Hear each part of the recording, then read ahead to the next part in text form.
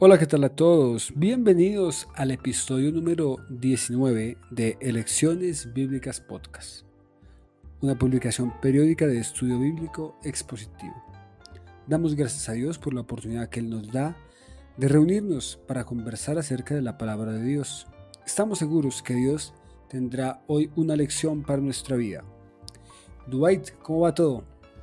Muy bien, John, encantado aquí de estar nuevamente frente al texto bíblico, en este caso Marcos capítulo 9, y dando la bienvenida y el agradecimiento a todos nuestros oyentes. Hoy vamos a estar conversando acerca de Marcos capítulo 9, entre el versículo 2 y el versículo 29. Un pasaje muy interesante donde nos habla acerca de la identidad de Jesús, sigue la misma unidad temática, ya lo veremos, y acerca del poder que tiene Jesús. Sin más preámbulo, pasemos a la lectura bíblica. Dwight, adelante.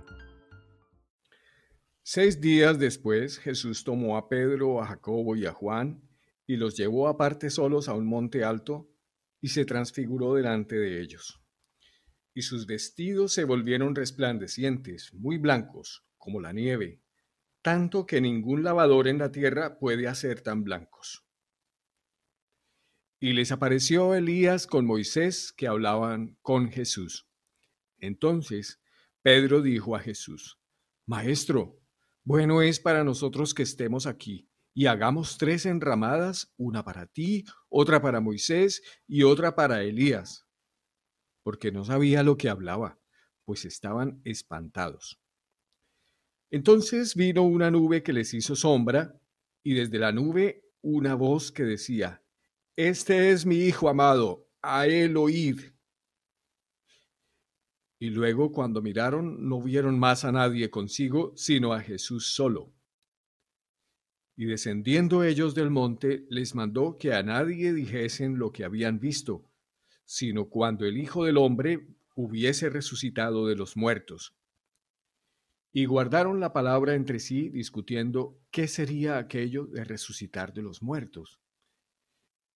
Y le preguntaron diciendo: ¿Por qué dicen los escribas que es necesario que Elías venga primero? Respondiendo él les dijo: Elías a la verdad vendrá primero y restaurará todas las cosas, como está escrito del Hijo del Hombre, que padezca mucho y sea tenido en nada. Pero os digo que Elías ya vino, y le hicieron todo lo que quisieron, como está escrito de él. Cuando llegó a donde estaban los discípulos, vio una gran multitud alrededor de ellos, y escribas que disputaban con ellos. Y enseguida toda la gente viéndole se asombró, y corriendo a él le saludaron. Él les preguntó: ¿Qué disputáis con ellos? Y respondiendo uno de la multitud dijo: Maestro, traje a ti mi hijo que tiene un espíritu mudo, el cual, donde quiera que le toma, le sacude y echa espumarajos, y cruje los dientes y se va secando. Y dije a tus discípulos que lo echasen fuera, y no pudieron. Y respondiendo él les dijo: Oh generación incrédula, ¿hasta cuándo he de estar con vosotros? ¿Hasta cuándo os he de soportar? Traédmelo. Y se lo trajeron. Y cuando el espíritu vio a Jesús, sacudió con violencia al muchacho, quien cayendo en tierra se revolcaba echando espumarajos. Jesús preguntó al padre: ¿Cuánto tiempo hace que le sucede esto? Y él dijo: Desde niño. Y muchas veces le echan el fuego y en el agua para matarle. Pero si puedes hacer algo, ten misericordia de nosotros y ayúdanos. Jesús le dijo: Si puedes creer, al que cree todo le es posible. E inmediatamente el padre del muchacho clamó y dijo: Creo, ayuda mi incredulidad. Y cuando Jesús vio que la multitud se agolpaba, reprendió al espíritu inmundo diciéndole: Espíritu mudo y sordo, yo te mando, sal de él y no entres más en él. Entonces el espíritu, clamando y sacudiéndole con violencia, salió, y él quedó como muerto, de modo que muchos decían, está muerto. Pero Jesús, tomándole de la mano, le enderezó y se levantó. Cuando él entró en casa, sus discípulos le preguntaron aparte, ¿por qué nosotros no pudimos echarle fuera? Y les dijo, este género con nada puede salir, sino con oración y ayuno. Dubái, muchísimas gracias por la lectura del día de hoy. Mientras usted leía, iba yo haciéndome una idea de tantas cosas que suceden en el pasaje de hoy. Creo que será una conversación muy interesante. Hablamos un poco del contexto. Jesús había estado de viaje con sus discípulos. En el camino había estado conversando con Pedro y con sus discípulos acerca de quién dice la gente que soy yo, una pregunta de identidad. En el capítulo anterior de Lecciones estuvimos conversando precisamente acerca de esta gran verdad. Tú eres el Cristo, le dice Pedro.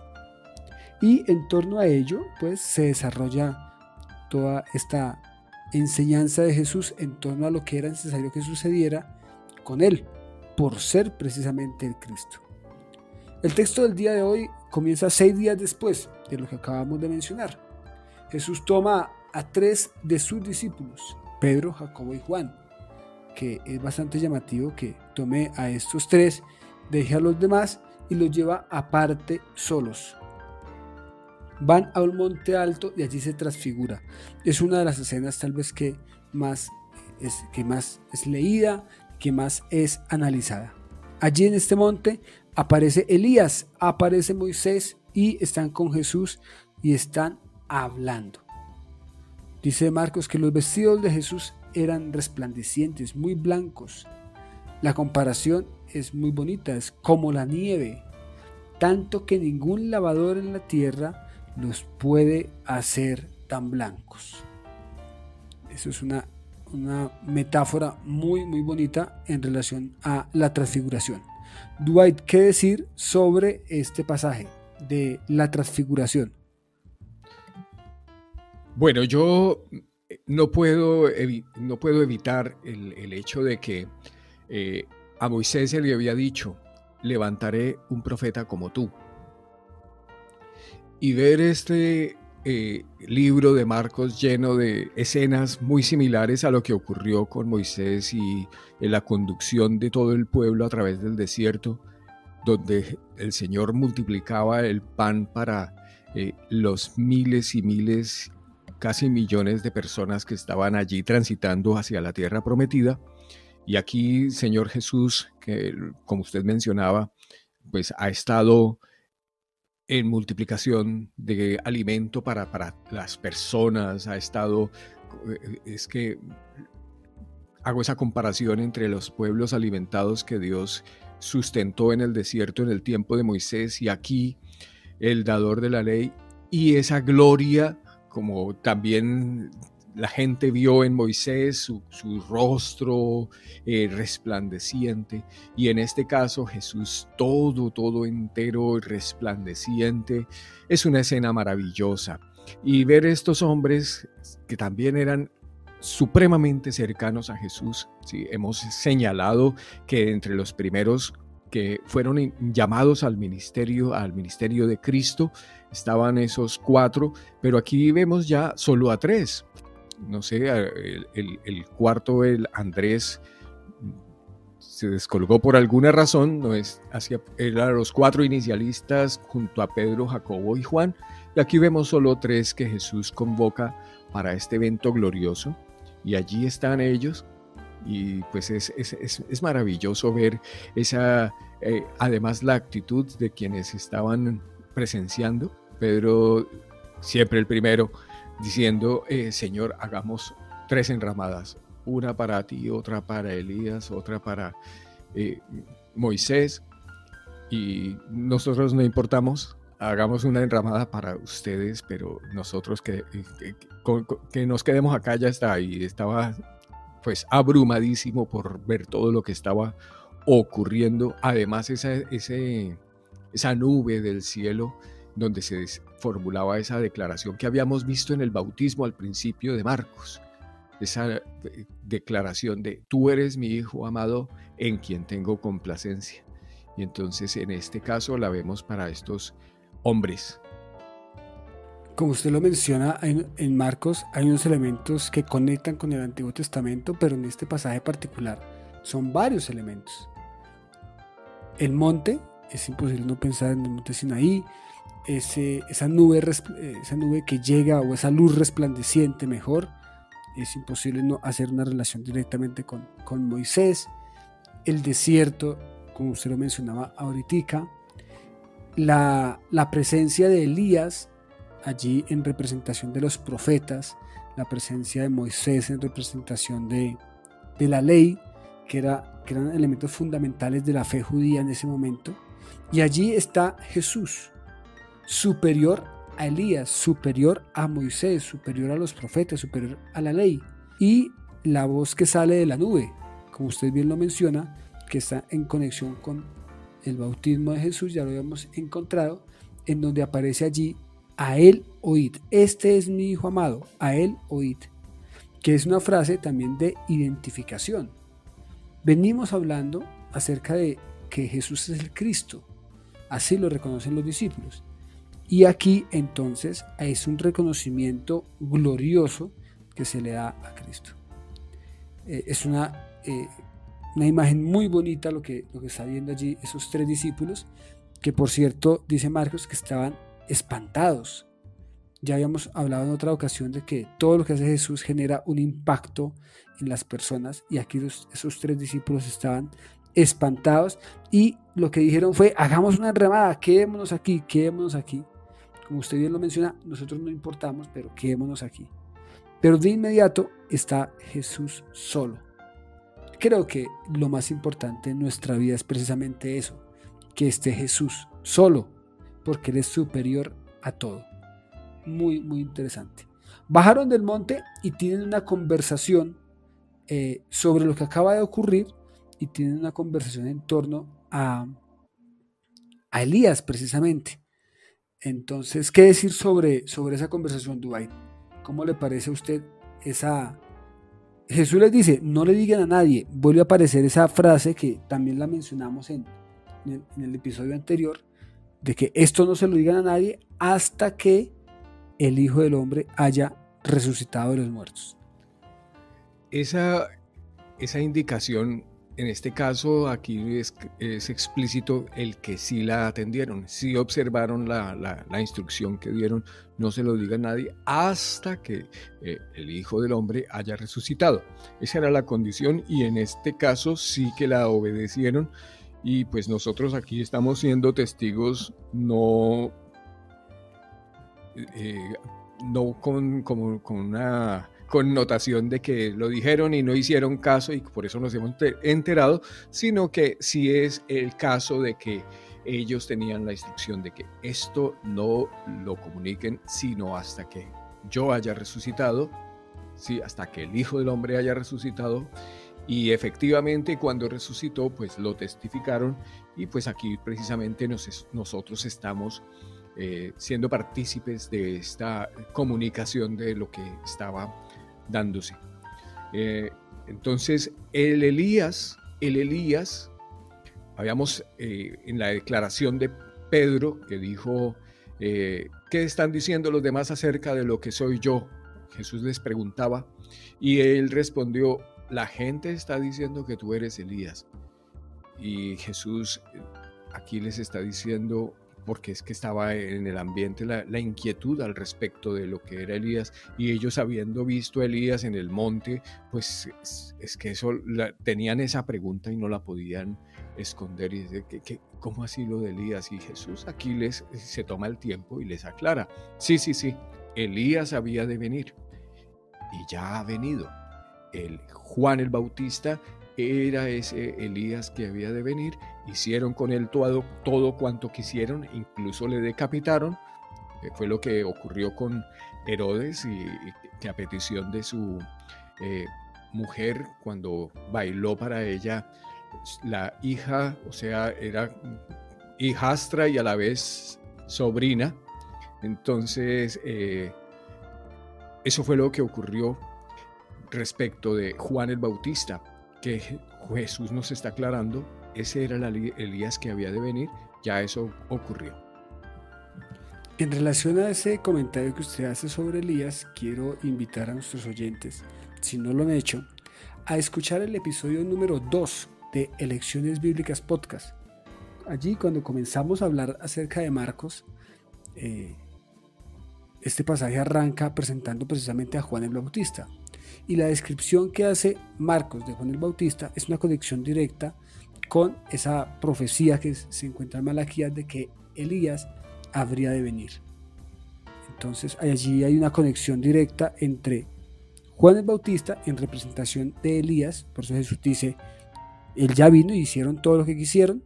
Hay una conexión allí, y esto también apunta al cumplimiento de la profecía, porque estamos hablando, no hay que olvidarlo, que el contexto de este texto está precisamente en el reconocimiento que hace Pedro acerca de Jesús. Tú eres el Cristo. El Cristo es superior a todo. Bueno, es superior a la ley, es superior a los profetas. Señor, pero es que tenía que venir antes Elías. Bueno, Elías ya vino en Juan el Bautista. Pero esto no lo digan hasta que no resucite. Y a mí me llama la atención, no sé si usted también lo ha visto, es que el tema de la resurrección de Jesús en este momento a los discípulos les parece un poco chocante, o por lo menos no lo comprenden bien. No sé usted cómo lo vea, porque cuando Jesús dijo, es necesario que yo muera y que yo sufra y que resucite, Pedro lo llama aparte, eso lo vimos en el capítulo anterior, y le dice, venga, no, ¿cómo así? No diga eso. Lo llama aparte y lo reconviene. Y aquí cuando Jesús les dice, no digan eso sino hasta cuando yo resucite, los discípulos se quedan pensando, ¿cómo así? ¿Cómo así que hasta que resucite? Como que eso no es muy claro para ellos, ¿no? No sé si usted de pronto tenga algo para decir en relación con esa parte de la resurrección. Claro, la resurrección no es una doctrina muy clara en ese momento. Se tiene que los fariseos creían en la resurrección, los saduceos no creían en la resurrección, los discípulos no lo tienen muy claro. Jesús en algunos momentos tuvo que hacer claridades y dijo, por ejemplo, en un momento respecto de respecto de lo que significaba la resurrección, dijo, mira, cuando dice Dios de Abraham, de Isaac y de Jacob, se entiende que Abraham, Isaac y Jacob están vivos para Dios, porque Dios no es Dios de vivos, no es Dios de muertos, sino Dios de vivos. Un argumento que ponía a favor de la resurrección, porque los discípulos ni nadie en el momento lo tenía tan claro. Sí, como digo ahí, había distintas posturas religiosas y de interpretaciones, pero eso lo vivieron, lo aclararon prontamente, porque aquí estamos próximos a introducirnos a todo lo que es la crucifixión, muerte y resurrección de Jesucristo.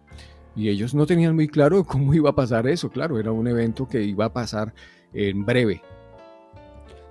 Nosotros nos aproximamos al texto ya sabiendo el final de la historia, pero para entenderlo sí es importante irnos hasta el mismo momento y entender por qué los discípulos entonces no era que dudaran, pero sí se hacían preguntas. Como usted lo dice, no tenían muy claro ese tema de la resurrección, que el tema de la resurrección se va a convertir en un elemento fundamental del Evangelio, y lo hablábamos también en el capítulo anterior de Lecciones, que es tan importante hablar de la muerte como de la resurrección.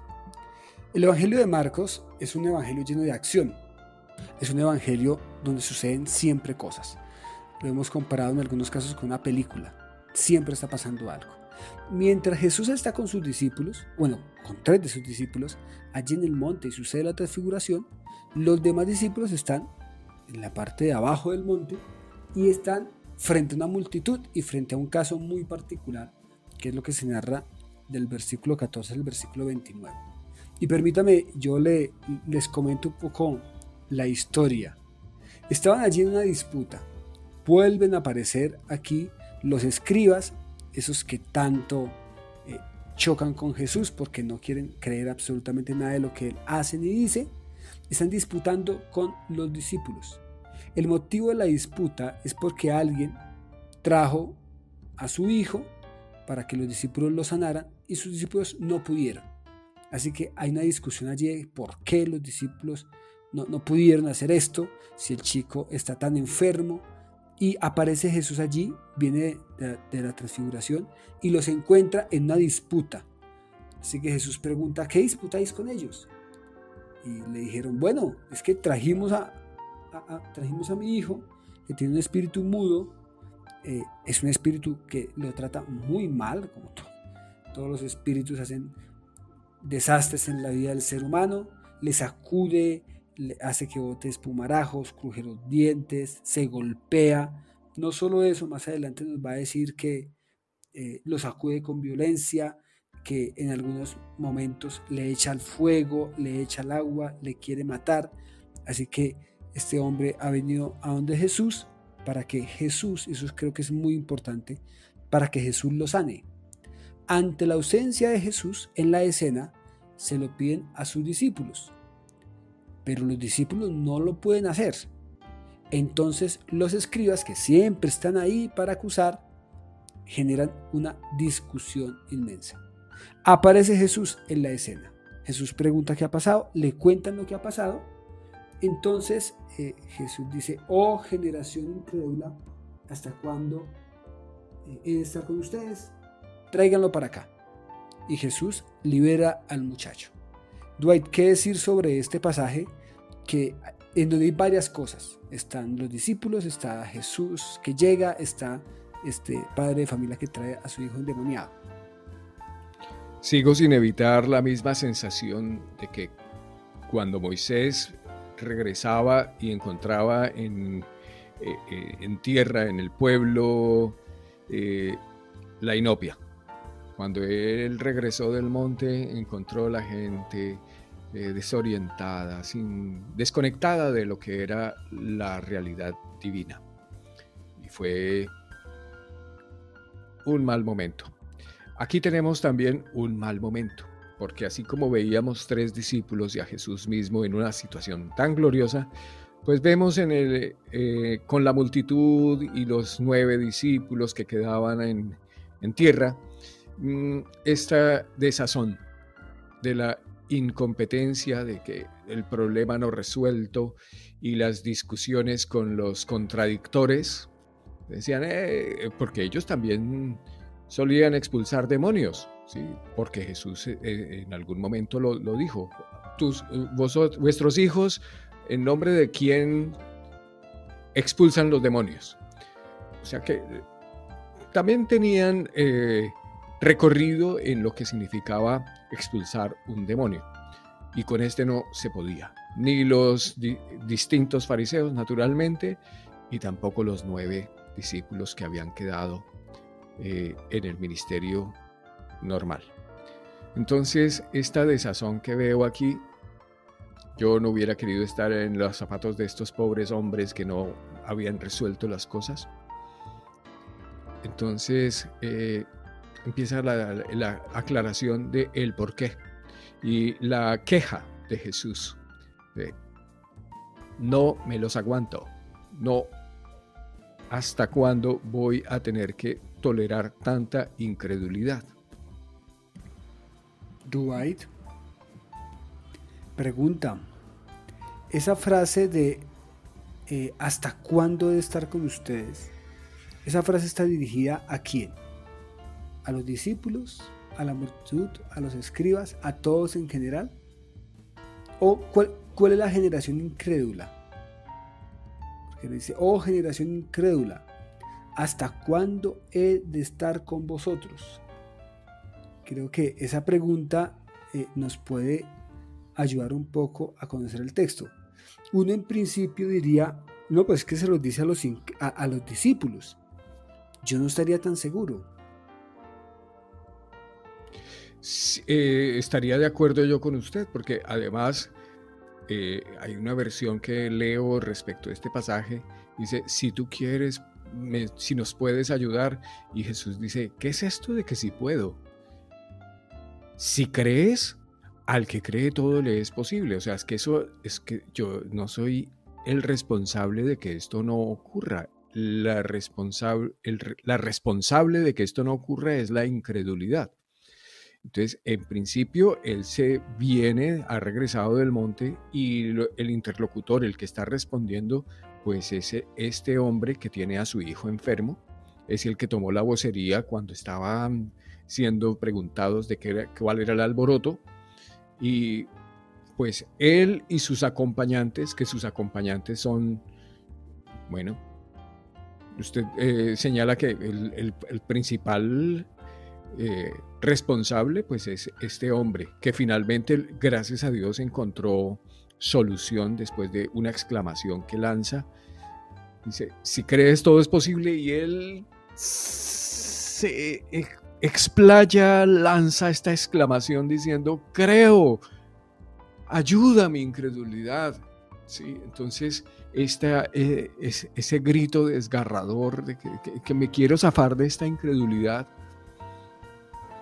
pues finalmente le permite la solución. Entonces, ¿cuándo se terminará la aplicación de este pasaje? Cualquiera es destinatario. Si usted es incrédulo, si yo soy incrédulo en algún momento, pues sigo siendo el destinatario de estas palabras. ¿Hasta cuándo me aguanto esta incredulidad? Pues cuando todos nos quitemos la incredulidad y sepamos tener una fe suficientemente fuerte, expedita, argumentativa, diciendo, este es el Dios del universo, Él puede todo, todo, todo, todo. Entonces, en el momento en que yo y el último ser de la tierra se despoje de toda incredulidad, pues terminará la vigencia de esta frase, creo yo.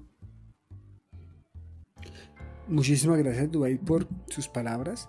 Creo que lo que acaba de hacer, además de que es muy bonito, es muy acertado. Es decir, traer el texto a nuestra realidad. Precisamente esta frase de "oh generación incrédula" sigue estando presente en nuestro contexto. Y ya lo hemos visto en otros capítulos, en otros apartados del libro de Marcos, cómo esas verdades bíblicas trascienden el tiempo y las podemos leer 2000 años después y siguen teniendo plena vigencia.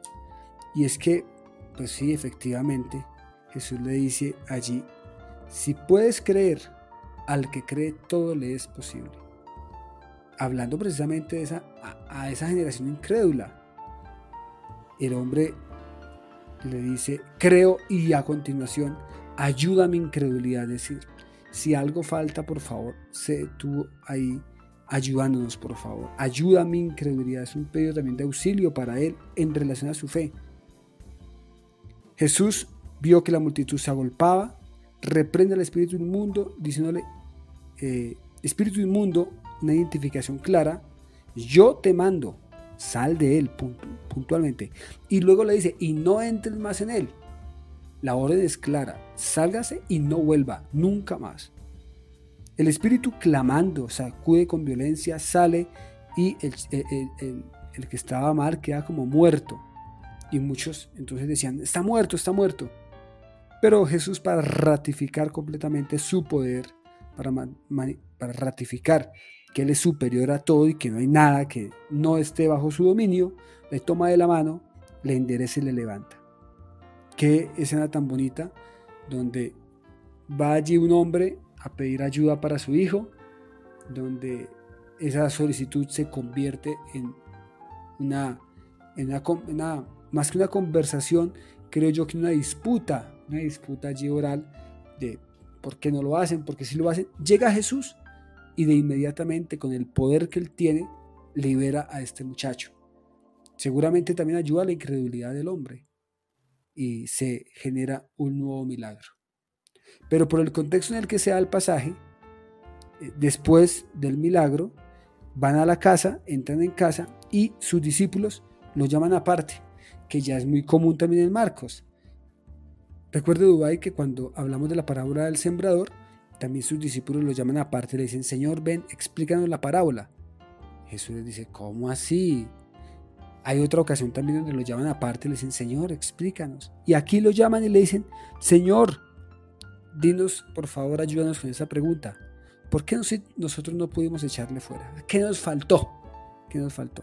Y la respuesta de Jesús es una respuesta que ha suscitado muchas formas de interpretación, que también tiene un elemento allí de crítica textual, de lo cual ya nos va a hablar Dwight, y es una verdad que también creo yo que en esta ocasión nos puede hablar acerca de esa necesidad de tener una relación directa con Jesús.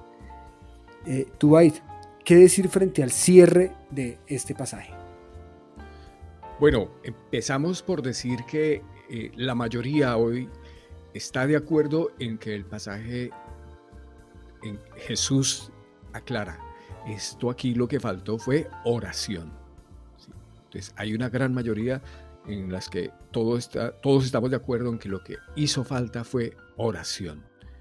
¿Sí? Usted puede consultar esto en diferentes versiones, Biblia de Jerusalén, Biblia de nuestro pueblo, la Reina Valera actualizada.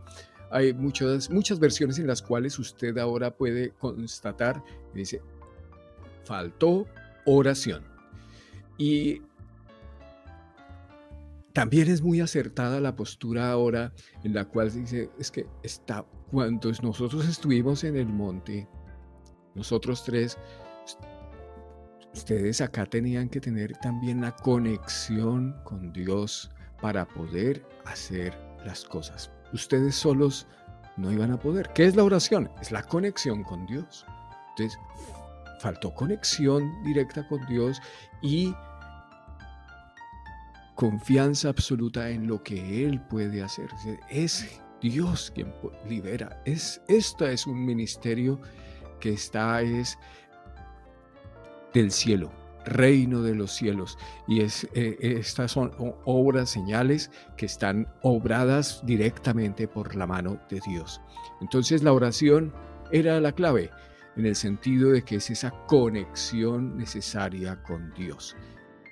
Lo mismo que pasó con Moisés en el desierto. Mientras Moisés estaba arriba, la gente abajo no tenía que seguir conectada con Dios. Tenía que seguirlo haciendo. Pero en ese entonces lo que se fabricaron fue un ídolo y perdieron la conexión con Dios. Y aquí, lamentablemente también, un paralelismo desgraciado en el sentido de que perdieron la conexión con Dios. Y eso es lo que Jesús dijo, vamos a ver, falta oración. En la vida muchas veces nos sucede lo mismo, ¿sabe? A veces nos quedamos solos y a veces nos preguntamos ¿por qué no podemos hacerlo? ¿Por qué no podemos hacer esto? ¿No podemos hacer aquello? Y creo que la respuesta de Jesús es precisamente esas circunstancias de la vida salen es con la ayuda divina, con mi poder en ustedes, no con la fuerza de ustedes, no porque ustedes hagan algo o dejen de hacer algo, sino que al contrario, el impacto en la vida del ser humano solamente puede ser posible como resultado de mi poder en ustedes, de mi acompañamiento con ustedes, de mi conexión con ustedes. Y esa conexión, ¿cómo se logra? Precisamente por una comunicación constante y directa con Dios. Qué bueno que podamos saber entonces que no somos nosotros los que tenemos que sacar los demonios, no somos nosotros, no es nuestra fuerza la que logra generar cambios, es el poder de Dios, que nos usa solo por su misericordia, pero para que ese poder se evidencie, debe haber una conexión directa. Dwight, qué pasaje tan bonito que hemos visto. Yo debo decir que a lo largo de este episodio han sobresalido muchas imágenes del Antiguo Testamento, la imagen de Moisés, la imagen de Elías, estas metáforas mencionadas creo que nos ayudan a entender muy bien el pasaje, y yo creo que estamos listos para escuchar cuál sería la lección de hoy y cuál sería la lección de hoy y cuál sería la elección que pudiéramos tomar. Adelante, Dwight. Bueno, encontramos aquí 3 discípulos invitados a acercarse a un monte maravilloso, donde Jesús se transfigura y se muestra como lo que es el mayor de todo y de todos. Y los personajes más relevantes del Nuevo Testamento, podríamos ponernos muy fácilmente de acuerdo en que Pedro, Juan, Jacobo, que fue el primer mártir de la iglesia, y Pedro y Juan tuvieron un ministerio espectacular de todas las cosas que Dios hizo a través de ellos, que lo tenemos registrado en el Nuevo Testamento, colosos del Nuevo Testamento, con colosos del Antiguo Testamento, colosos del Antiguo Pacto, Moisés, Elías, y hablaban con Jesús, Señor de todo. Estar allí cerquita, cerca de Él, esa oración. Y si no estamos aparentemente tan cerca, si somos de esos 9 y de la multitud, pues la invitación de Jesús que nos aclara para resolver nuestro problema de hoy, la problemática no solamente de las multitud y de los letrados, de los doctos, la multitud de estos 9 discípulos liados, emproblemados con el asunto que no pueden resolver y frustrados un poco, seguramente. ¿Qué hacemos frente a esta situación que tenemos? Y Jesús da la clave. Acércate a mí, ten comunión conmigo. Oración. Entonces, aunque no estemos en el monte allí viendo esa gloria, Él nos invita a conectarnos y estar en oración con Él. Esa conexión a hoy es posible y nos permite resolver las cosas. Y si es necesario exclamar como este hombre, creo, Señor, ayuda a mi incredulidad, también lo tenemos como una elección y Él estará dispuesto a ayudar, darnos ese impulso necesario para creer, y que así como ese hijo de ese hombre fue liberado, nuestro problema presente, el que hoy tenemos, ese problema puntual que tenemos, bueno, sea muy cercano o sea como el de esta multitud y estos 9, que aunque no sea nuestro hijo, sí que es nuestro vecino, sí que nos importa y por eso estamos aquí, pues entonces podemos ayudar a resolverlo mediante la comunión íntima con Dios. Es nuestra elección posible hoy. Qué bonito, Dubái, muchísimas gracias. Yo quisiera decir que a veces uno lee el pasaje bíblico y uno a veces añora experiencias. Y uno diría, qué bueno haber estado ahí y haber estado en los zapatos de Pedro o de Jacobo o de Juan y ver la transfiguración. Pero hoy, escuchando esta lección que usted nos comparte, yo pensaba que nosotros tenemos un regalo mucho mayor que ese, y es la oportunidad de hablar directamente con Dios. No es verle allí glorificado, sino tener una comunicación directa con Él. Y qué bonito pensar que la oración es ese momento constante, dice Pablo, orando en todo tiempo. O sea, esto no es de rito, no es de postura, no es de una hora, no es de minutos, no es de tiempo. No, es una cosa constante de estar ahí conectados con Él. Qué bueno que pudiéramos entonces dejar de añorar lo que ya pasó y disfrutar las bendiciones que tenemos hoy. Qué texto tan bonito y qué reflexión tan bonita, Dubái. Muchísimas gracias. Y bueno, agradecemos a Dios por esta oportunidad que nos ha dado de compartir su palabra. Ha sido una conversación muy amena, muy agradable.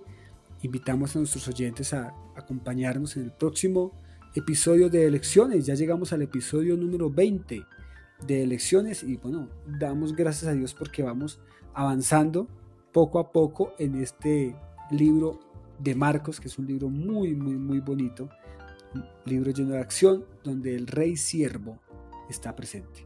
Dubái, cuéntenos, para la próxima entrega vamos a estudiar qué versículos.